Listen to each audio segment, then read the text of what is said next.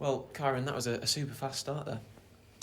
Yeah, kicked off with the 2 centuries, and I think the first one came off of the break. So yeah, really pleasing to settle very quickly. Always sort of adapting to new cloths and new conditions. Although it's the same venue, the tables are changing and the cloths are changing. So yeah, really pleased with that. How surprised is that when you just hit a couple of massive breaks like that, a couple of 120s, straight away? Yeah, I was a little bit annoyed that I missed the pink in both of them because yeah, it would have been high 130s and it would have obviously been 2 total clearances, and I've been doing that all week in practice, so it's pleasing to obviously do it on the match table. This, of course, is one of the BetVictor European Series events.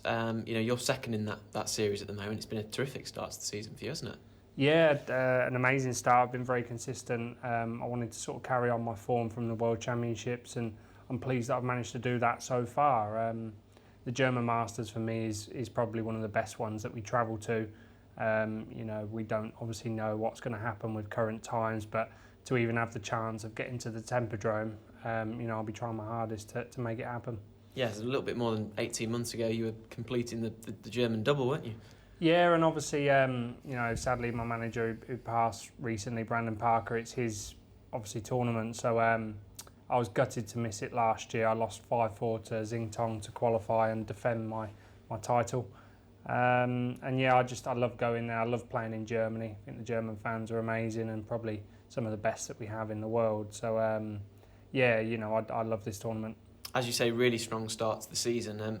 More meetings with Trump. You've had 6 in 2020 now, which is crazy, really, but not surprising given that both of you are flying. But 3 so far this season, and he's, without him, you might have won all 3 events.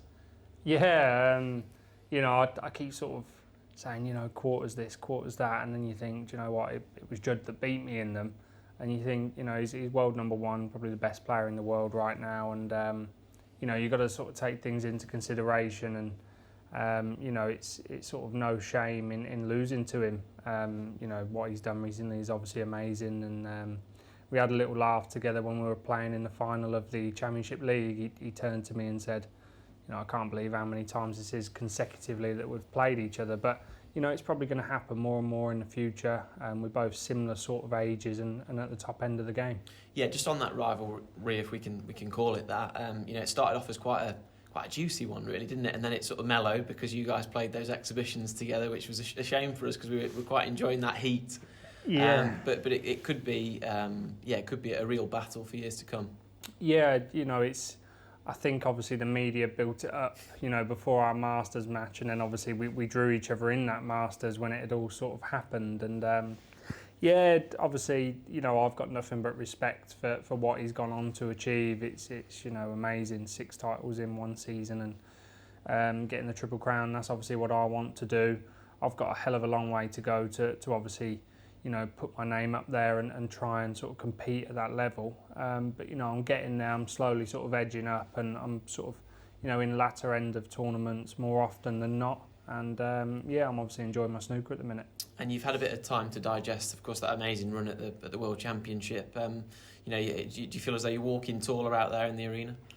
Obviously it gives you sort of inner confidence knowing that you can do it under the most extreme pressure. I had a really, really good World Championships. I thought my game was in great shape all the way throughout and just probably deteriorated on the very, very last day. And it was a bit of a shame for me that happened. But, again, I've learned from that. I know what I need to do to try and improve and go up that next sort of hurdle to try and lift that title. But, every year I go there, I seem to sort of slowly get higher and higher. And, it's a good venue to feel comfortable in. And your next match in this qualifying event is Jack Jones or Si Jiahui. Just thoughts ahead of those opponents? Obviously, sorry, I can't pronounce his name. Si Jiahui, yeah. Si Jiahui. He's obviously a young lad coming through. I sort of followed his progress coming through the Q score. I think he topped the rankings but didn't quite come through, and obviously earned his tour card through that. But probably not sort of found his feet on the tour yet.